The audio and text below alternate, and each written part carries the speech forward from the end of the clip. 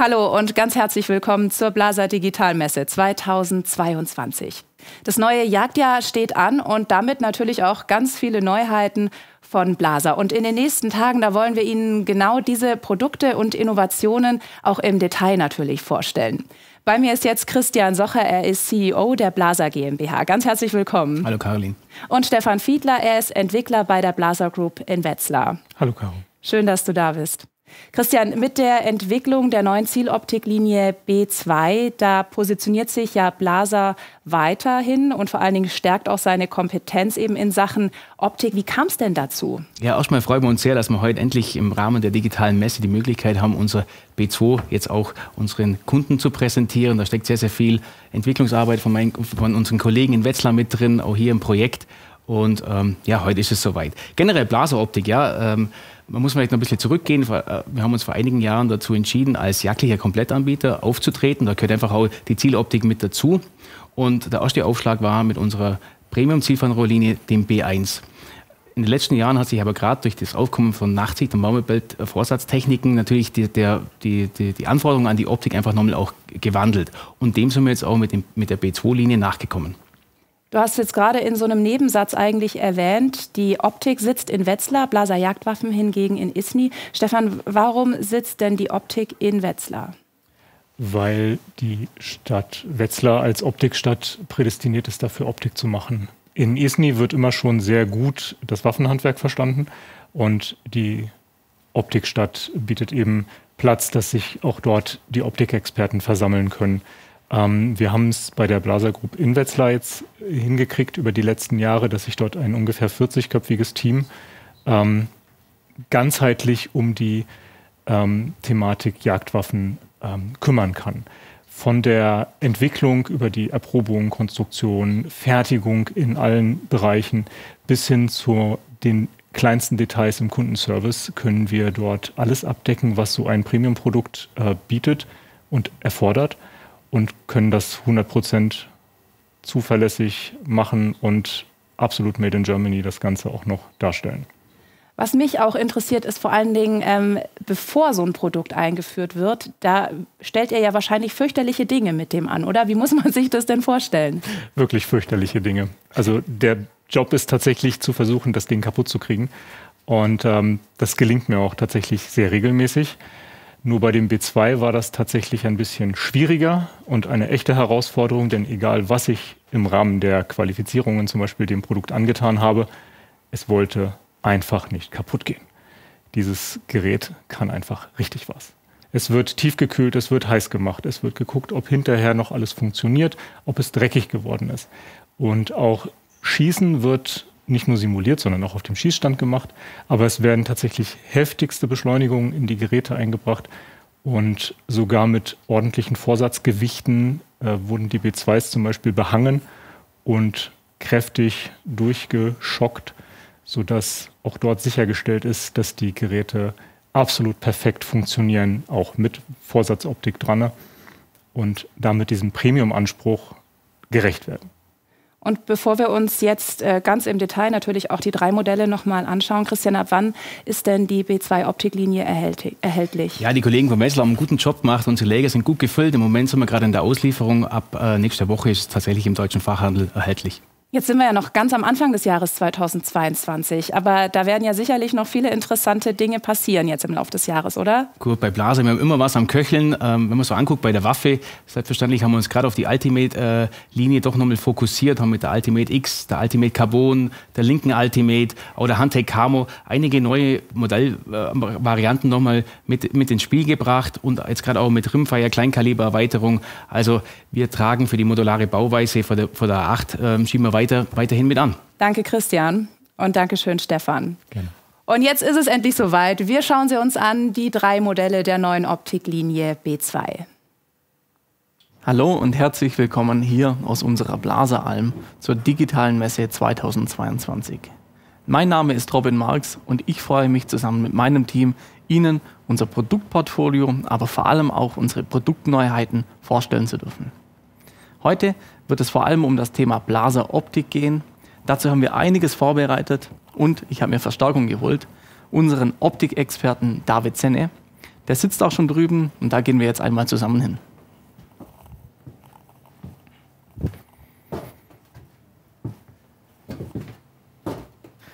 So, hallo David. Ich habe es eben schon mal erwähnt. Heute geht es vor allem um das Thema Blaseroptik und im Speziellen, man sieht es hier, um das Blaser B2. Was hat es denn damit auf sich? Ja, Robin, und wir haben hier unsere neuen Blaser B2 Zielfernrohre. Das ist eine Ergänzung unseres Optikportfolios, eine Erweiterung. Es ist eine Serie von 3 Zielfernrohren mit 6-fach Zoom im Preisbereich bis 2.000 € und mit einigen interessanten Besonderheiten, die sie für die moderne Jagd, heutige Jagd besonders geeignet machen. Und eine Sache in den letzten Jahren, die sich jagdlich sehr weiterentwickelt hat, ist die Vorsatztechnik. Und für diese Vorsatztechnik haben wir diese Zielfernrohre optimiert. Und das ist wahrscheinlich auch die erste Zielfernrohrserie auf dem Markt, die wirklich mit dem Hintergrund des Einsatzes der Vorsatztechnik von vornherein konstruiert und getestet wurde. Einsatz der Vorsatztechnik hat mehrere Aspekte. Einmal, die Gläser sind alle sehr kompakt gebaut, sehr kurz. Wenn wir uns das große 56er Glas angucken, das ist nur 327 mm lang. Da sind andere zum Teil auf dem Markt beim gleichen Modell bis zu 40 mm länger. Und die Baulänge ist natürlich sehr angenehm, weil ich dann im Anschlag das Vorsatzgerät sehr gut bedienen kann, also ergonomische Gründe, und auch der Schwerpunkt der Waffe verlagert sich nicht so weit nach vorne, also ist deutlich angenehmer in der Handhabung. Der andere Aspekt ist natürlich so ein Vorsatzgerät, ein gutes Modell, das wiegt halt gerne auch schon mal im Bereich von 600 Gramm. Das ist doch eine erhebliche Belastung auf das Zielfernrohr, wenn ich das hier vorne dran baue. Und die Gläser sind mechanisch da tatsächlich für ausgelegt. Die sind sehr stabil und robust gebaut in dem Bereich und auch mit Vorsatzgerät genauso getestet, wie sonst ein Premium-Zielfernrohr getestet würde, so dass das alles als Gesamtpaket wirklich gut zusammen funktioniert. Okay, David, wir sehen hier 3 verschiedene Modelle des Blaser B2s. Lass uns einmal durch die verschiedenen Modelle durchgehen. Was haben die Zielfernrohre gemeinsam und was macht sie so einzigartig? Die 3 Modelle, einmal das 1 bis 6 x 24 IC, das 2 bis 12 x 50 IC und das 2,5 bis 15 x 56 IC.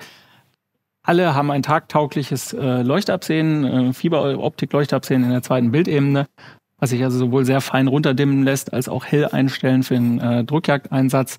Und wie der Name schon sagt, das sind Blaser-Zielfernrohre, die haben die IC-Funktion, so dass also das Zielfernrohr mit dem Spannschieber der Waffe kommunizieren kann und man die Beleuchtung beim Spannen automatisch aktivieren kann. Auch wichtig natürlich bei dem Zielfernrohr ist das Sehfeld. Wir haben hier bei dem Drückjagdglas auf einfacher Vergrößerung 40 Meter Sehfeld und bei den anderen Modellen auch entsprechend groß. Und zu der Optik vielleicht noch als Eckdaten. Wir haben sehr gute Transmissionswerte, 92% Nacht, 94% Tag sogar. Und natürlich auch die Smart Lens Protection Vergütung, also eine hydrophobe Beschichtung der Linsen. Gibt es dann bis auf die Blaser IC-Funktion noch weitere Besonderheiten in der Bedienung oder besondere Einsatzzwecke der Zielfernrohre? Ja, die Einsatzzwecke, da decken wir hier also wirklich die 3 sehr klassischen und gefragten Einsatzbereiche ab. 1 bis 6 x 24, offensichtlich erstmal ein sehr gutes Drückjagdglas und durch den 6-fach Zoom mit der 6-fachen Vergrößerung eben am oberen Ende auch ein bisschen Vergrößerungsreserven. Dann das 2 bis 12 x 50, das ist so das Universal-Zielfernrohr par excellence. Mit der 2-fachen Vergrößerung kann man auch noch mal einen flüchtigen Schuss antragen und 12-fache Vergrößerung, 50er Objektivdurchmesser ist auch für einen Ansitz und für die Dämmerung noch geeignet. Und das 2,5 bis 15 x 56 hat seinen Schwerpunkt halt ein bisschen mehr beim Ansitz und bei der Dämmerung, aber durch die 2,5-fache Vergrößerung wirklich auch noch eine sehr gute Übersicht. Und die Startvergrößerung 2,5, 2-fach, die harmonieren auch wieder sehr gut mit Vorsatzgeräten, bei denen man bei niedrigen Vergrößerungen dann noch eine sehr gute Übersicht hat. Zur Bedienung, wir haben hier bei dem 1 bis 6 x 24 IC und bei dem 2 bis 12 x 50 IC die Leuchteinheit hier auf der rechten Seite, die ist verriegelbar, also kann sich nicht unabsichtlich verstellen. Und beim 2,5 bis 15 mal 56 IC haben wir eine Kombination aus Leuchteinheit und Parallaxeverstellung. Mit der 15-fachen Vergrößerung braucht man den Parallaxeausgleich, um auf verschiedene Entfernungen das Bild scharf zu stellen. Dieser Parallaxeausgleich hat bei der 100-Meter-Einstellung eine ordentliche Rastfunktion. Also ich kann auch im Dunkeln hier fühlen, dass ich meine jagdliche Standardeinstellung habe und also für die normale Schussentfernung ein scharfes Bild habe. Die 3 Gläser, die wir hier liegen haben, sieht man, die haben die Innenschiene. Das ist eine Ausstattungsoption, aber alle 3 Gläser gibt es entsprechend nach Wunsch auch mit einem 30 mm Mittelrohr für eine Ringmontage. Apropos Ringmontage, Schienenmontage, ich sehe hier auf dem Tisch die Blaser BL30 Vorsatzmontage. Ich nehme an, passt dann auch für das Drückerglas, für das 1:6? Ganz genau. Die BL-Montage, das ist unsere Vorsatzmontage, die mit einem Drückjagdglas mit der Innenschiene zusammenpasst. Wir haben hier in der Innenschiene schon montiert unseren kleinen Nutenstein und die BL-Montage, die kann ich hier aufschieben. Die ist beim Aufschieben schon verdrehgesichert. Ich mache hier den Hebel zu, der verriegelt, also gegen Abziehen gesichert, verriegelt. Und es gibt also wirklich ein mechanisch absolut wiederholgenaues und auch sehr ansehnliches Paket, würde ich mal sagen. Neben der Blaser BL Vorsatzmontage gibt es aber noch weiteres durchdachtes Zubehör, wie beispielsweise hier die Blaser QDC Plus. Ja, die QDC Plus ist unser Höhen-Schnellverstellturm mit 10 gravierten Ringen, so dass ich direkt auf meine Entfernung einstellen kann für einen Fleckschuss. Wir kennen die QDC schon von den Blaser Zielfernrohren. Hier habe ich also die gleiche Funktion. Ich habe einen verriegelbaren Turm, der ist bei 100 Meter verriegelbar, bei 4 Klicks hoch GEE verriegelbar. Und hier als Besonderheit eben, dass ich auf meine Entfernung, die angepasst ist an meine Ballistik und meine Waffe, direkt verstellen kann. Dieser Turm lässt sich bei dem 2 bis 12 mal 50 IC und beim 2,5 bis 15 mal 56 IC jederzeit nachrüsten. Das 56er kann ich auch gleich mit der QDC Plus bestellen und ansonsten kann ich das wirklich als Anwender, ohne das Glas zum Hersteller zurückschicken zu müssen, diesen Verstellturm nachrüsten. Ja, wie bekomme ich jetzt meine QDC Plus auf das Zielfernrohr? Ich nehme jetzt gerade mal hier das 56er. Ich schraube hier die Höhenverstellkappe ab. Die Kappen hier übrigens alles Aluminiumteile, bis auf den gummierten Vario-Ring. Und hier sehen wir jetzt die Klickverstellung. Das ist erstmal eine ganz normale Klickverstellung zum Einschießen. Kein Nullanschlag, kann ich in beide Richtungen drehen. Und kann ich hier nullen, kann ich auch über 2 Madenschrauben hier wieder auf 0 stellen. Und in der Nullstellung jetzt kann ich hier meinen QDC Plus Turm aufsetzen. Jetzt ist es aber so, dass diese QDC Plus genauso wie die Vorsatzgeräteeignung ist das auch was, das haben wir gleich in die Zielfernrohre mit rein konstruiert. Und das bedeutet, dass diese Verstelleinheit hier wirklich für die Benutzung eines Verstellturms geeignet ist. Die ist mechanisch so robust und wiederholgenau ausgelegt, dass das wirklich dauerhaft funktioniert. Also hier sind nicht irgendwelche kleinen Plastikteile drin, sondern das ist wirklich eine Vollmetallkonstruktion, die entsprechend für den Dauergebrauch ausgelegt ist.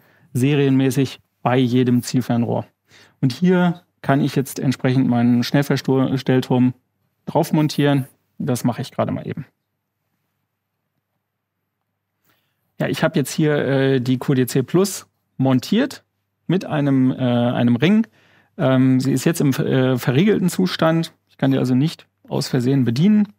Und den Turm kann ich hochziehen, um den zu entriegeln. Ich habe ja auch einen Nullanschlag, also wirklich bei 100 Meter Fleckschuss stoppt das und verriegelt hier. Und zum Einstellen jetzt eine weitere Entfernung ziehe ich den Turm hier raus, kann meine Entfernung einstellen. Also ich habe insgesamt hier einen Verstellbereich von 80 Klicks, also 80 Zentimeter auf 100 Meter. Das ist deutlich mehr, als man für die meisten jagdlichen Kaliber braucht. Die Gravuren auf den Ringen gehen jeweils bis 500 Meter. Das ist natürlich auch eine Entfernung, die man jagdlich ganz klar nicht immer ausnutzen wird. Als Besonderheit habe ich hier, wie gesagt, noch die Verriegelungsfunktion bei 4 Klicks hoch. 1, 2, 3, 4. Hier kann ich den Turm also auch verriegeln. Und jetzt habe ich meine Waffe quasi auf GEE eingeschossen und kann damit einen jagdlichen Fleckschuss über eine weitere Entfernung antragen. und wie Sie nun den richtigen Ring für Ihre Blaser QDC Plus auswählen. Es geht über einen Ballistikrechner, das zeigen wir Ihnen in einem separaten Video. Kommen wir aber nun zu einem weiteren Zubehörartikel für die Blaser B2 Zielfernrohrlinie. Und das sind, wie man hier sieht, hochwertige Aluminium-Flipcover für Okular und Objektiv. Bei den Flipcovern möchte ich auf zwei Dinge ganz besonders eingehen. Das hat zum einen mit der IC-Funktion der Zielfernrohre zu tun und zum anderen aber auch, wie wir vorher schon erläutert haben, mit der Tatsache, dass die Zielfernrohre für Vorsatzoptiken konstruiert sind. Gehen wir zunächst auf das Okular Flipcap ein. Bei der Entwicklung war uns ganz wichtig oder besonders wichtig, dass es einen relativ großen Öffnungswinkel hat und wirklich sauber, nahezu flach auf dem Okular aufliegt. So, was hat das Ganze jetzt mit der IC-Funktion zu tun? Wir sehen es hier an der Oberseite. Wir haben hier ein Steuerungsmodul für die IC-Funktion des Zielfernrohrs verbaut. Bedeutet, wir kennen die IC-Funktion von den Blaserwaffen R8 und K95, bei denen ein Steuermodul im Spannschieber sitzt und beim Spannen der Waffe sich der Leuchtpunkt im Zielfernrohr automatisch einschaltet. Genau das funktioniert mit dem IC Flipcover gleich, nur dass wir die Leuchtpunktsteuerung mit dem Deckel vornehmen. Kann man sich ungefähr wie mit dem Kühlschrank vorstellen, ist die Türe zu, ist das Licht aus, geht die Türe auf, geht auch das Licht an. Nur hier ist der Deckel zu, ist der Leuchtpunkt aus, geht der Deckel auf, wird der Leuchtpunkt automatisch in der vorher eingestellten Intensität angeschaltet. Möchte ich die IC-Funktion nicht verwenden, kann ich ganz einfach durch eine Imbusschraube das Steuermodul lösen und entfernen und das Flipcap ganz konventionell verwenden. So, jetzt fragt man sich wahrscheinlich, warum sitze ich hier in der neuen Handtech-Bekleidung und vor allem, was hat es mit dem Blaser Objektiv Flipcap auf sich? Und genau das möchte ich Ihnen einmal draußen unter Revierbedingungen zeigen.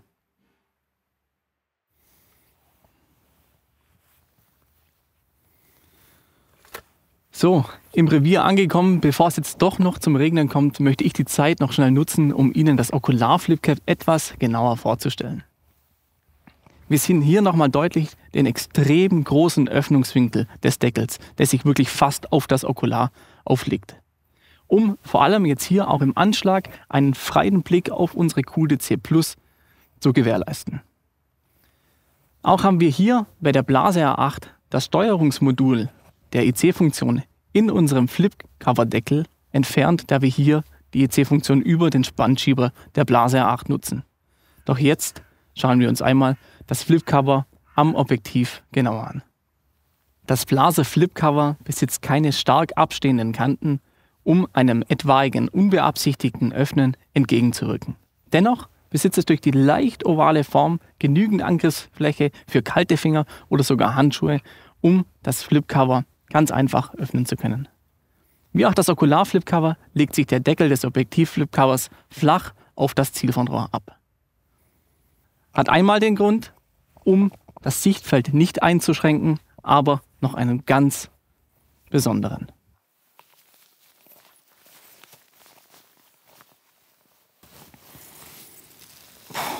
Denn in genau solch einer Situation mussten wir uns bisher entscheiden, schützen wir unsere Linse durch ein Objektiv-Flipcover oder benutzen wir ein Vorsatzgerät. Bisher war die Verwendung eines Vorsatzgeräts bei montierten Flipcover nicht möglich. Und genau das ist nun mit dem Blaser Flipcover in Verbindung mit der neuen Blaser Vorsatzmontage CM56 und CM62 möglich. Wie das funktioniert, das schauen wir uns jetzt einmal genauer an und vielleicht verzieht sich die Regenwolke wieder.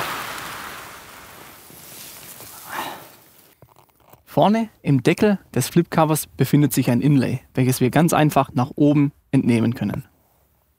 Darunter liegt eine Schwalbenschwanzführung, die bei geöffnetem Deckel zwischen Zielfernrohr und Deckel liegt. Das Gegenstück befindet sich hier an der neuen Blaser CM Vorsatzmontage. Unter dem Deckel, den wir nach hinten entnehmen können, befindet sich die Schwalbenschwanzführung. Wir können nun also die Vorsatzmontage von vorne auf das Objektiv aufstecken und hier sehen wir einen weiteren Vorteil, denn Aufgrund des Scharniers und der Öffnung richtet sich die Vorsatzmontage immer 100% wiederholgenau aus und das Vorsatzgerät kann somit immer 100% wiederholgenau montiert werden. Wir müssen nur noch den Hebel schließen und die Vorsatzmontage klemmt zusätzlich auf dem Objektiv. Wir haben somit also eine in sich geschlossene und absolut wiederholgenaue Montage. So, ich bin dank der neuen Handtech-Bekleidung trocken geblieben, was man von der Waffe jetzt eher nicht behaupten kann. Es macht aber nichts, denn ich werde Ihnen morgen zeigen, wie einfach Sie Ihre Blase R8 zum Reinigen auseinanderbauen können und welche Möglichkeiten Sie aufgrund des modularen Systems dann haben. Denn hier gibt es auch einige Neuigkeiten. Mehr Informationen zum Thema Blaser B2 oder der Vorsatzmontage finden Sie auf unserer Homepage, auf unseren Social-Media-Kanälen oder beim Fachhändler Ihres Vertrauens. Tschüss und bis morgen.